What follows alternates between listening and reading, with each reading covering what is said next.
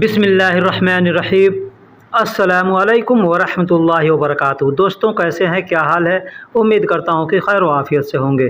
दोस्तों, स्क्रीन पर आपको यह एक जुमला दिख रहा है जिसको हिंदी में हमने लिखा है सिर्फ 25 रियाल लेना, ज़्यादा न लेना। सिर्फ 25 रियाल लेना, ज़्यादा न लेना।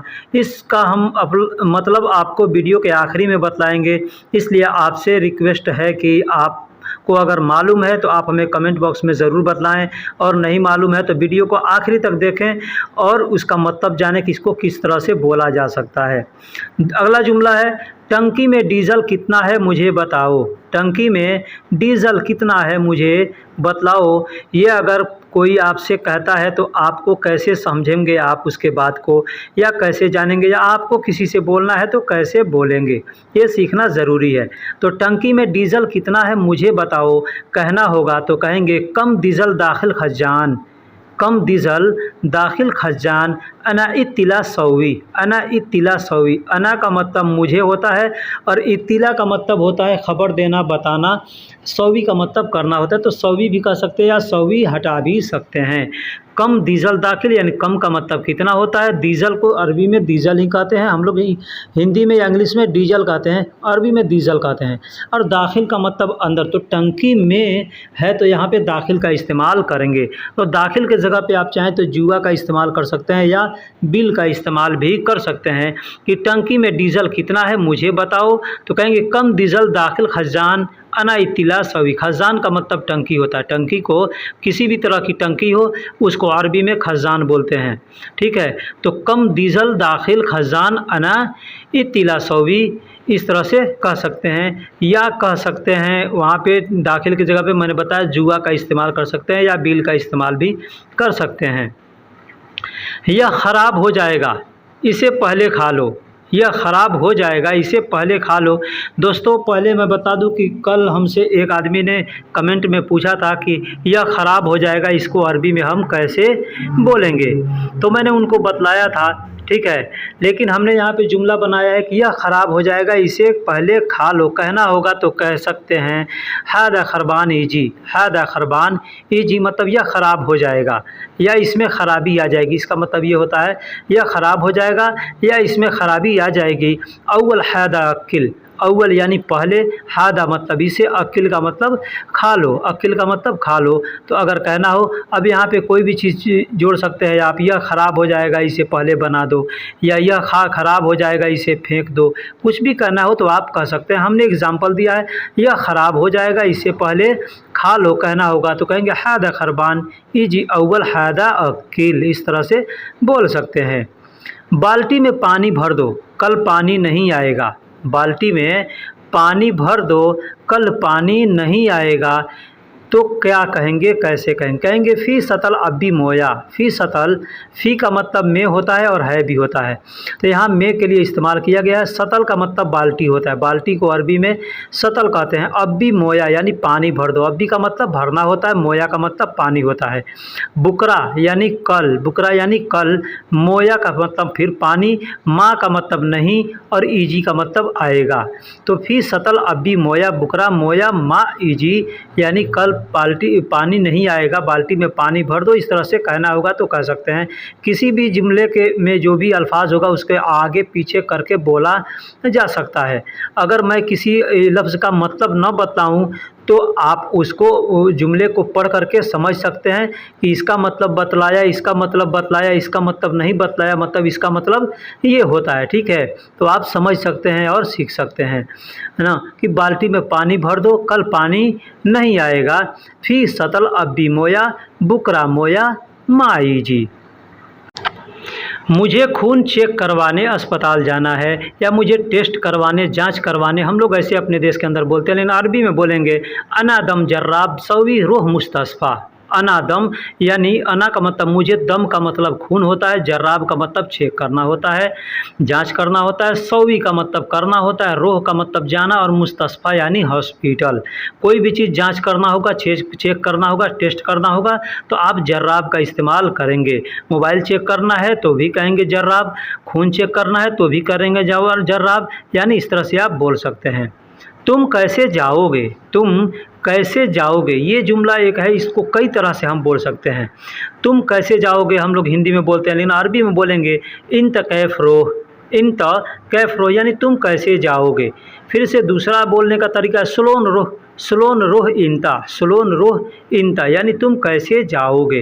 रोह इंत कैफ कीदा, रोह इंत कैफ कीदा, यानी तुम कैसे जाओगे, किस तरह से जाओगे, किस तरीके से जाओगे, इसका मतलब ये होता है। अब इंता का मतलब तुम हो गया, कैफ का मतलब कैसे होता है, रोह का मतलब जाना, तो तुम कैसे जाओगे हो गया। स्लोन रोह इंता, स्लोन का मतलब होता है कैसा, स्लोन का मतलब भी होता है कैसा, रोह का मतलब तुम, रोह का मतलब जाना और इंता का मतलब तुम, तो तुम कैसे जाओगे, स्लोन रोह इंता, इस तरह से कह सकते हैं।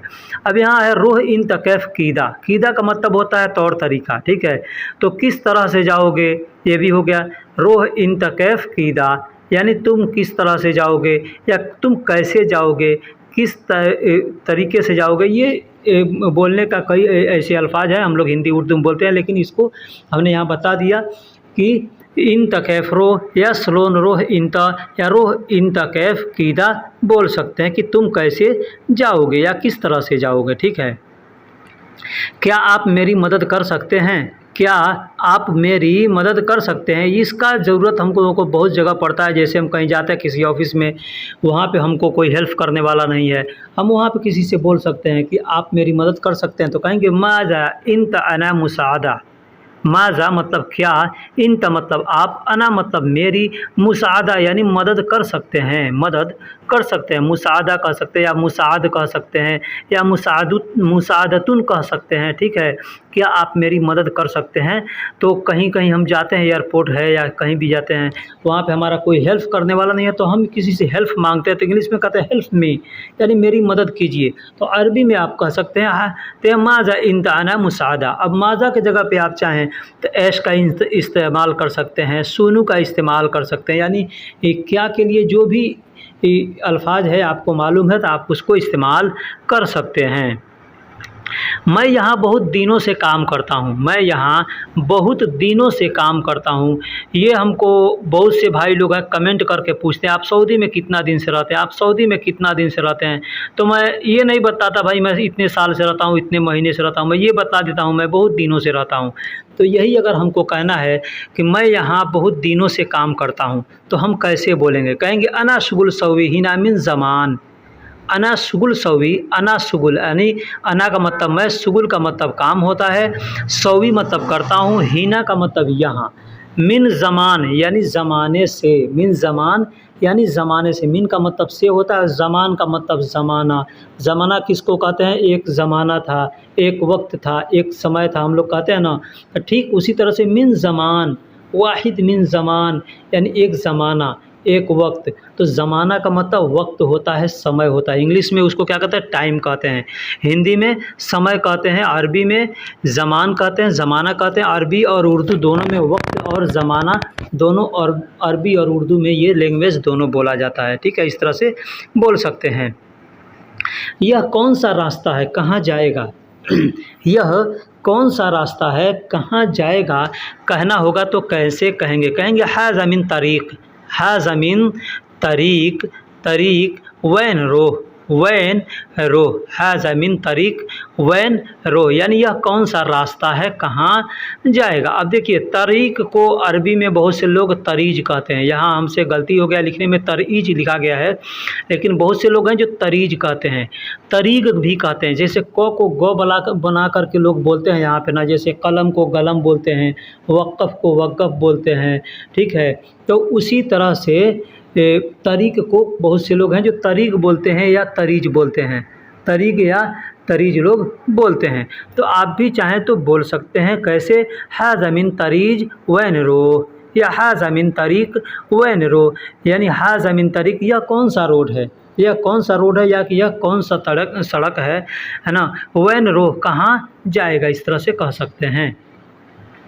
अगला जुमला है मेरे परिवार में कुल 12 लोग हैं, मेरे फैमिली में कुल 12 लोग हैं ये कहना होगा तो हम कैसे कहेंगे। सबसे पहले मैं बता दूं कि अगर आपको काउंटिंग नहीं आता है अरबी में तो हमने वीडियो अपलोड कर रखा है, आप वहां से देख करके सीख सकते हैं। वीडियो ना मिले आप हमसे लिंक मांगिएगा, इंशाल्लाह लिंक दे दूंगा, ठीक है। तो मेरे परिवार में कुल 12 लोग हैं। कहेंगे फ़ी अना उसरा, फ़ी अना उसरा। फ़ी का मतलब में होता है या है होता है। अना का मतलब मेरे, उसरा का मतलब फैमिली या परिवार। फैमिली या परिवार को उसरा कहते हैं या उसरत कहते हैं, ठीक। मौजूद कुल्लु अतनाश नफ़र, मौजूद कुल्लु अतनाश नफ़र। मौजूद मतलब है मेरे परिवार में हैं कुल्लु अतनाश नफ़र, यानी कुल 12 लोग। ये कुल जो है ना हम लोग हिंदी में भी कहते हैं कुल ले लो, सारा ले लो। कुल ले लो यानी सब ले लो, कुल का मतलब कुल्लो ले लो, सब ले लो, सारा ले लो। अरबी में भी कहते हैं कुल्लो, तो कुल का मतलब सब या सारा होता है। हम लोग हिंदी में भी, तो हम लोग हमारे यहाँ भोजपुरी में भी बोलते हैं लोग कुल्ली ले लो, ठीक है। तो वही अरबी का अल्फाज है। अब कल नगर पालिका वाला आया और फ़ोटो लेकर गया। सबसे पहले बता दूं कि हम लोग अपने देश में बहुत से डिस्ट्रिक्ट में नगर पालिका बोलते हैं, लेकिन वही बम्बई में जो लोग रहते हैं ना, महाराष्ट्र में रहते हैं ना, तो वहाँ पे नगर पालिका को महाराष्ट्र में म्यूनसिपाल्टी कहते हैं, म्यूनसिपाल्टी कहते हैं।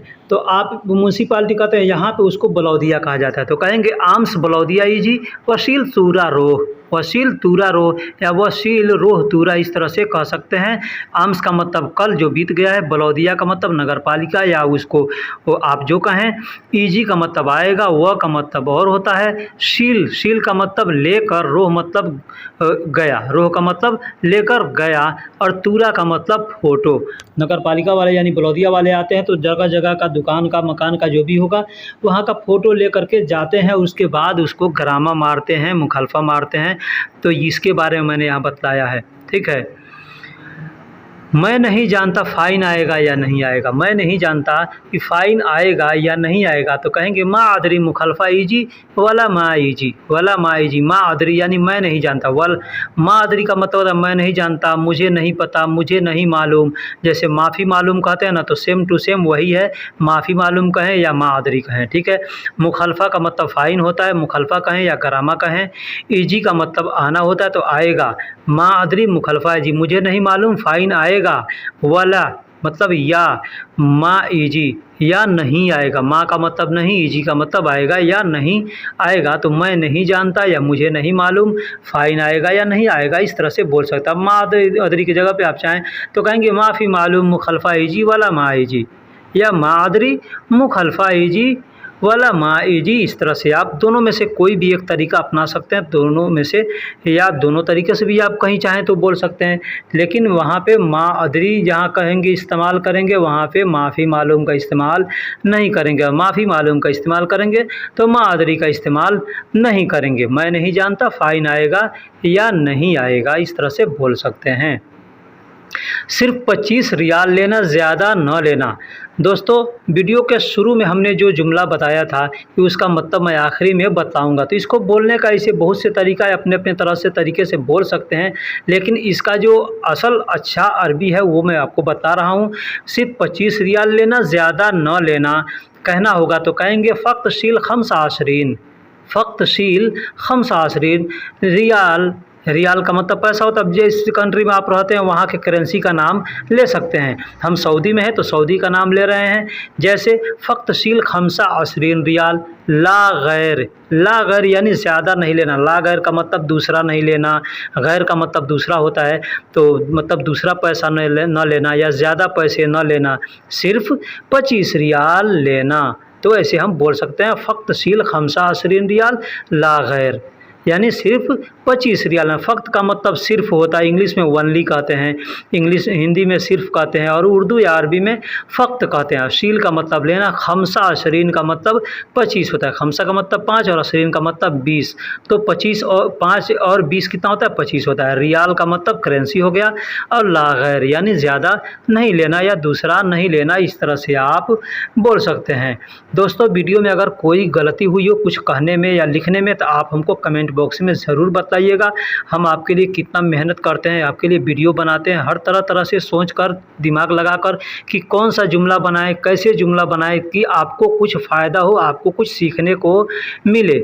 इसलिए मैं आपसे रिक्वेस्ट करता हूं कि मेरे भाई, आप चैनल पे नए हैं या पुराने हैं, चैनल को सब्सक्राइब नहीं किया तो सबसे पहले चैनल को सब्सक्राइब कर दें, वीडियो को लाइक कर दें। लाइक करने में पैसा नहीं लगता या चैनल को सब्सक्राइब करने में भी पैसा नहीं लगता है। फिर मिलेंगे किसी अगले वीडियो में, तब तक के लिए अल्लाह हाफिज़, सलामा।